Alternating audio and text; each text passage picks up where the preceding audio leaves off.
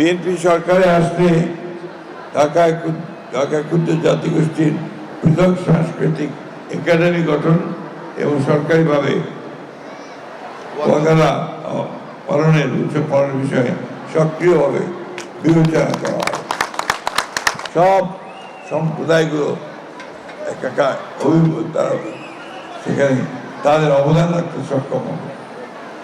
সেটা আমাদের এই বিএনপি সরকারে আসলে অবশ্যই সেখানে আমরা অত্যন্ত গুরুত্ব সহকারে আপনাদের সমস্যাগুলো বিবেচনা করা হবে। আমাদের ক্ষুদ্র জাতিগোষ্ঠীর যারা আছেন তাদের সম্প্রদায়ের সঙ্গে আমার একটা সম্পর্ক তৈরি হয়েছে। আমরা তাদের সঙ্গে কথা বলছি এবং তাদের সমস্যাগুলো আছে সেই সমস্যাগুলো নিয়ে আলাপ করেছি। ময়মনসিংহে গেছি, তাদের সমাবেশে আমি অভিভূত হয়েছি তাদের কালচারাল এবং একই সঙ্গে তাদের উৎপাদনের যে মোড তা দেখে।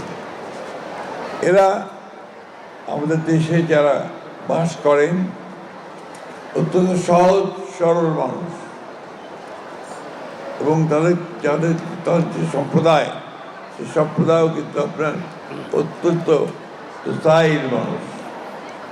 প্রিন্স যে কথা বলেছে এবং আমাদের পার্থ যে কথা বলেছেন যে তাদেরকে মূল যে ব্যাপারটা তাদের নিজেদেরকেই বৃহৎ যে স্ট্রিম যে আমাদের মূল যে ধারা সেই ধারার সঙ্গে তাদেরকে এক হওয়ার চেষ্টা করতে হবে। মহল মানসিকতা থেকে বাংলাদেশের নাগরিক হিসাবে আপনাদেরকে উঠে দাঁড়াতে হবে।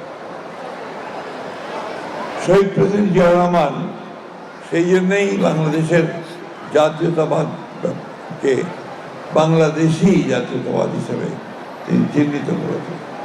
এর একটাই উদ্দেশ্য যে শুধু বাঙালি নয়, বাংলাদেশে তাদেরকে একটা রিকগনিশন দেওয়া যে আর যেগুলো আদিবাসী আছেন, জাতিগোষ্ঠী আছেন, তাদেরকেও সেই স্বীকৃতি তিনি দিয়েছেন।